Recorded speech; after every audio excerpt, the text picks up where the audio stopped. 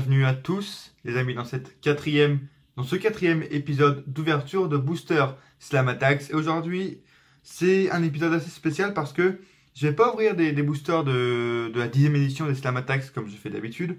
Cette fois on va ouvrir on va pas ouvrir justement, on va juste regarder des cartes de notre époque, de la meilleure époque des cartes de Slam Attacks. C'était les Slam Attacks de 2009 tout simplement. Les comme ça, les oranges que vous connaissez, les magnifiques voilà, cartes. Je fais cette vidéo pas parce que c'est mes cartes à moi ou quoi, c'est parce que c'est un ami qui me les a passées, il s'appelle Léo. Je pense qu'il se reconnaîtra s'il passe par cette vidéo, Léo. Et il m'a passé ces cartes que je lui ai demandé en fait, est-ce qu'il avait des cartes en rab, etc. Et il m'a dit oui, il me les a passées voilà, sans aucun souci, c'est vraiment hyper sympa de sa part. Et il m'en a donné 55 quand même, c'est pas mal, il m'a quand même donné 55 cartes. Il y en a que j'en ai, il y en a que je n'ai pas, donc c'est très cool. J'en ai des nouvelles, et elles sont en putain de très bon état. Enfin, je vais vous les montrer tout à l'heure. Il les a gardées dans un putain de bon état, à part certaines, et après c'est l'usure, c'est normal, elles sont en carton, pardon, donc c'est un peu normal, mais voilà. Très content d'avoir ces cartes, encore merci Léo si tu passes par cette vidéo. Voilà, merci de me suivre. Je pense que vous voyez, j'ai mis la lumière, genre, parce que il est actuellement 14h50 et je mets la lumière dans ma chambre. Pourquoi? Parce que si je l'enlève, on dirait qu'il fait nuit. Voilà, j'ai déjà essayé. En fait, chez moi, il y a un temps de merde. Je sais pas si c'est partout en France, mais en fait, chez moi, vous connaissez ce temps de merde où il fait jour, tu vois, il est 14h, mais il fait nuit. Et bah, actuellement, c'est ça chez moi. Il fait hyper nuit, genre, donc je suis obligé de mettre la lumière. J'espère que ça fera pas un rendu dégueulasse, je pense pas. Mais voilà, j'espère qu'en tout cas cette vidéo vous plaira. Juste avant de commencer, on va parler un peu de l'emploi du temps, j'allais dire du futur de la semaine qui arrive sur la chaîne, parce que cette vidéo devrait sortir soit le dimanche 30 septembre ou soit le lundi 1er, d'accord, il n'y a pas de 31 septembre, ok, ouais, bah oui, 1er octobre du coup. Et en fait, la semaine qui va arriver là, il y aura la vidéo pronostic du Super Showdown, parce que je vous l'ai dit, j'allais la faire. Vidéo pronostic du Super Showdown qui sortira ce jeudi. Je pense que ce sera jeudi, je sais pas, je pense vers la fin de journée, à peu près, mais je l'ai déjà tourné, il me reste plus qu'à la monter.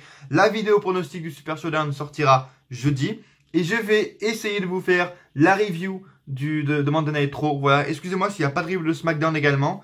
Mais en fait, c'est que, au niveau de mon lycée, ils m'ont, ce qu'on peut dire, enculé. Parce que, au tout départ, l'emploi du temps, ce qu'on appelle provisoire, pour ceux qui connaissent, eh ben, il était pas mal, tu vois, le mardi, je finissais à 15h, et moi, je veux, chaque année, j'espère avoir le mardi, un peu, tu vois, genre finir tôt le mardi, ou avoir un trou dans le mardi, pour rentrer chez moi, et pour tourner les vidéos que j'ai à tourner, comme par exemple, le mardi, pour moi, c'est le jour le plus utile pour les vidéos, parce que, comme par exemple, les pay-per-view sont le dimanche soir, le lundi, je les regarde en rentrant du lycée, et après, le mardi, je les tourne, et comme ça, vous n'avez pas la vidéo une semaine plus tard, vous voyez.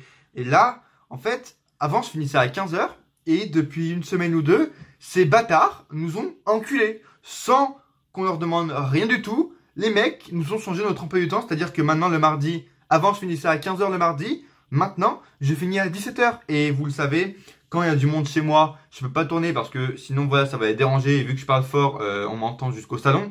Du coup, je peux pas tourner quand il y a du monde chez moi. Et à 17h, bah, tout le monde est chez moi, quoi. Du coup, ça pose un peu la merde. Et ça me fait chier parce que pour les reviews de pay-per-view, je sais pas quand je pourrais vous les sortir.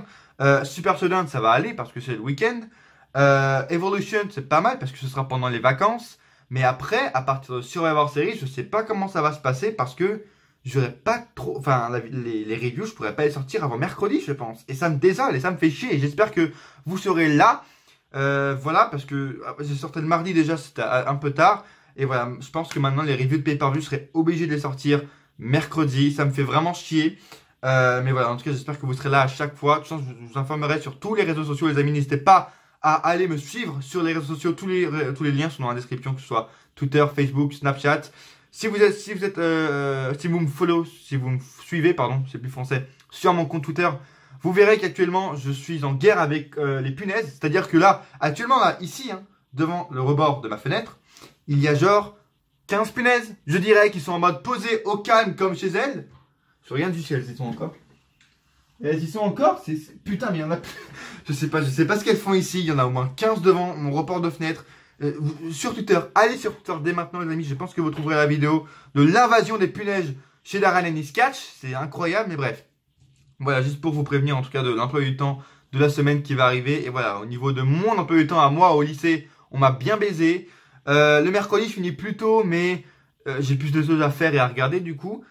Enfin voilà, c'est la merde. Vraiment, donc restez connectés, important sur Twitter, Facebook, pour recevoir toutes les notifications et les informations sur les vidéos qui vont arriver, les amis. En tout cas, j'espère que cette vidéo va vous plaire et on va commencer tout de suite. 55 cartes de Slam Attacks, j'allais dire booster, ouais, bah, c'est 55 cartes de Slam Attacks rétro 2009, les amis. C'est parti et on commence avec une carte ECW, Tommy Dreamer, très très bon catcheur qu'on a vu il y a quelques semaines à All In, accompagné de Monsieur Cody Rhodes. Ici, Sergent Slaughter qui fait partie du Hall of Fame. Et là, on a une carte, déjà ça commence assez spécial. Je voulais demander à mon pote Léo quand il m'a donné les cartes. Et il m'a fait, bah je sais pas pourquoi elle est comme ça. En fait, c'est une carte de champion, mais il n'y a rien de marqué dessus. Je pense que c'est... Je vais essayer de pas vous foutre le flash dans la gueule. Je pense que c'est une erreur, parce que regardez, ici, il n'y a pas de rien du tout, en fait. Et là, il n'y a pas le nom du catcheur aussi à votre gauche ou à votre droite. Du coup, je sais pas, c'est un bug. Peut-être qu'elle va valoir plus cher, justement, parce qu'elle est rare, je sais rien. Mais voilà, c'est un bug. Enfin, c'est un bug, c'est oui. C'est un bug d'imprimante, sûrement, c'est un souci d'imprimante, mais bon, je la garde. Hein. On ne sait pas, peut-être que plus tard elle peut valoir cher vu qu'elle est hyper rare, voilà. Chavo Guerrero en mode champion qui est un peu buggé. Mr. Kennedy, voilà. Et là, on a Monsieur Armanda Estrada qui était attendez, comment on a, oui, le manager de Great Khali. Je crois que c'était le manager de Great Khali, voilà. Chuck Palumbo de l'équipe, comment elle s'appelle, je sais plus, je sais plus du tout. Deuce and Domino? Non. Non, c'est pas ça du tout. Bref, je connais ce mec, mais je sais plus de quelle équipe il fait partie. Zack Ryder à la bonne époque. Enfin, à la bonne époque, le mec avait rien à cette époque-là. C'était un Edgeheads, je vais y arriver. En gros, c'était, voilà, le spire de Edge avec monsieur, c'était qui? Alex Riley, je sais plus. Voilà. Justin Roberts, un ancien commentateur, un de mes commentateurs, de mes présentateurs, pardon, préféré dans le monde du catch. Dernièrement, il a présenté All In. Ah, c'était tellement beau quand il a présenté Kenny Omega. C'était tellement beau, vraiment. Monsieur Justin Roberts, un des meilleurs présentateurs de tous les temps de l'histoire du catch. Un autre présentateur que je ne connais pas, Mike Adame. Je ne connais pas du tout. Kenny Dijkstra, voilà, par ici. Pas des stats de fou.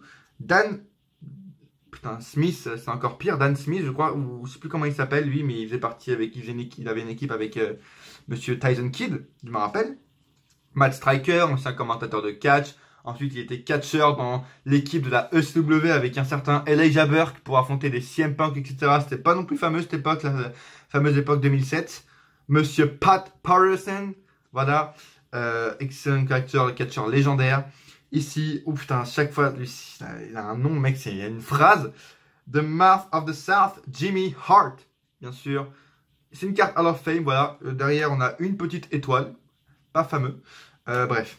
Armanda Estrada, encore une fois, un double. Matt Striker, deuxième double. Jim Duggan. C'est pas celui qui a été intronisé il y a pas, cette année à la Fame, je crois pas. Jim Duggan, voilà. Que je connais. J'ai vu quelques de ses matchs, mais voilà, c'était un bon catcheur. Jamie Noble. Putain, il faisait partie de la JG Security, je crois. Et je sais plus de quoi il a fait partie, mais voilà, c'est... On va pas parler plus longtemps. Ted DiBiase de la Legacy, très très bon catcheur également. Je vous avoue que pendant cette époque-là, j'aimais plus Cody que Ted DiBiase. J'ai jamais été fan de Ted DiBiase, vraiment pour tout vous dire. Mais voilà, c'est un excellent catcheur également.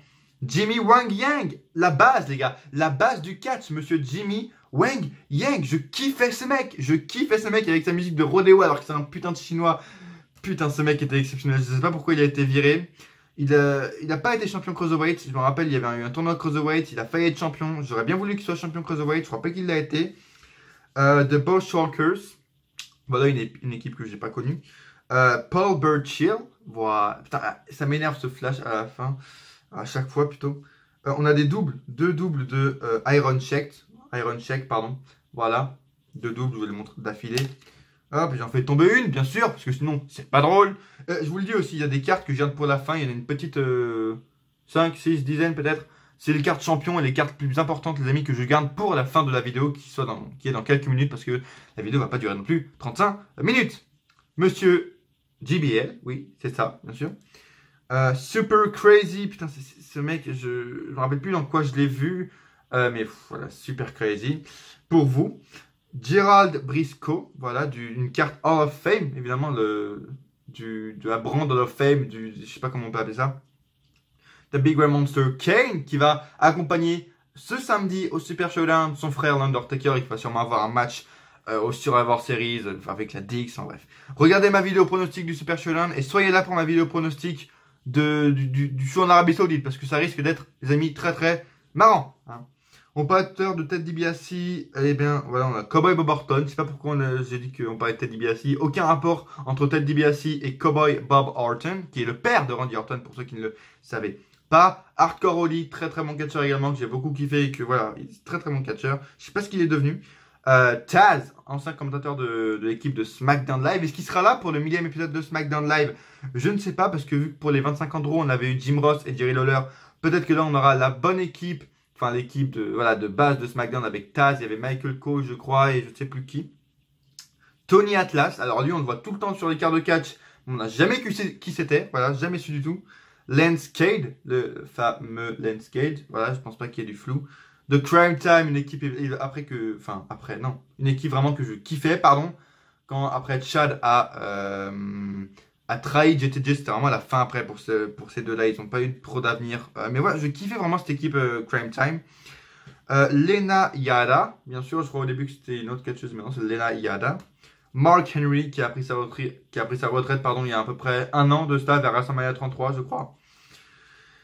Ah, une de mes catcheuses favorites de l'histoire du catch entier que je kiffais pendant sa meilleure époque de 2008, 2009, 2010 avec sa rivalité avec Mickie James, Madame Michelle McCool. J'ai hâte et j'espère la voir au show Evolution face à une catcheuse de maintenant. Pourquoi pas face à Charlotte Flair, oui, parce que il y a beaucoup de rumeurs et elles aussi sont en train de se...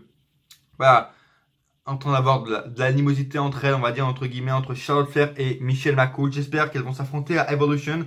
En tout cas, voilà, Michelle McCool, une catcheuse que j'ai toujours kiffé. Chavo Guerrero et Bam Neely, voilà, une ancienne équipe que j'ai pas trop connue.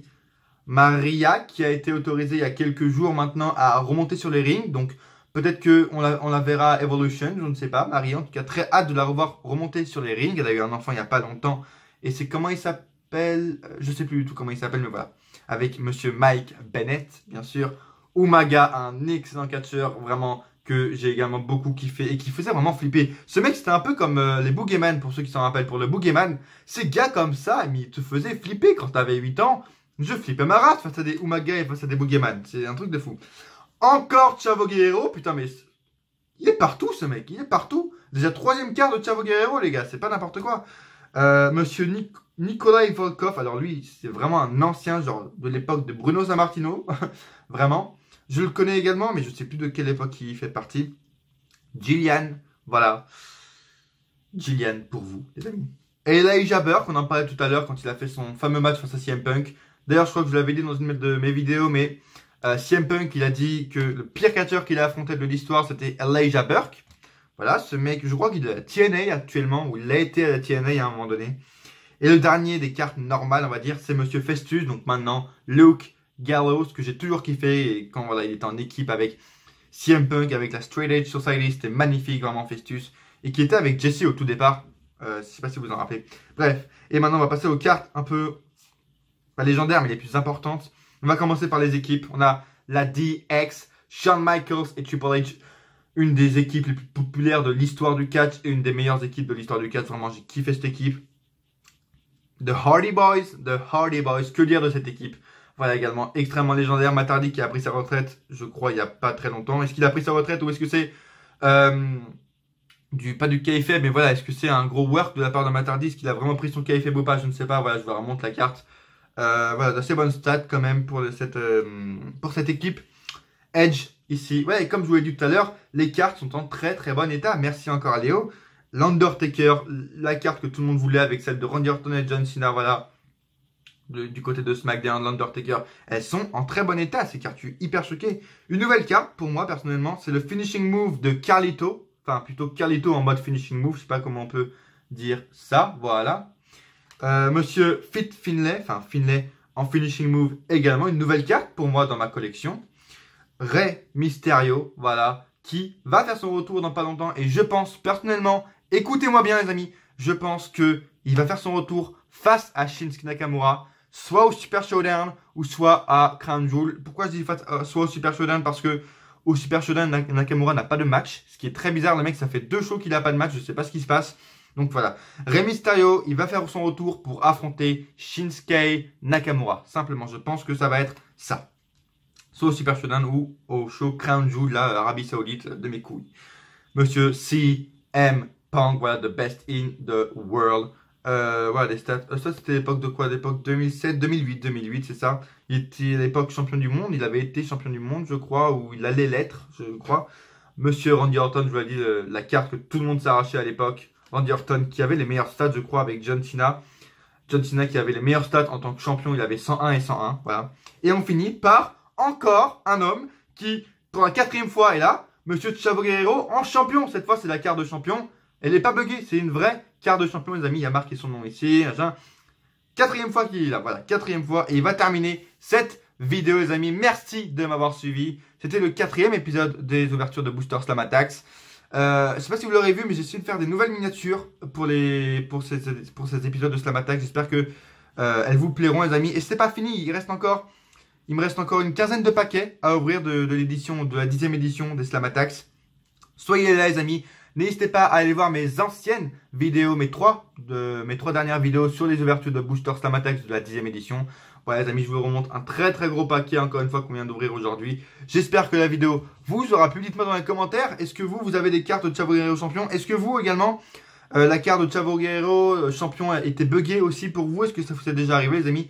Dites-moi tout dans les commentaires, voilà. Abonnez-vous, ça me ferait hyper plaisir. Et restez connectés sur les réseaux sociaux. Allez me suivre parce que c'est vraiment très important. C'est là où vous aurez toutes les informations pour mes vidéos et pour l'arrivée des futures vidéos sur la chaîne les amis. Merci de m'avoir suivi et à coup sûr, on se retrouve dans une prochaine vidéo.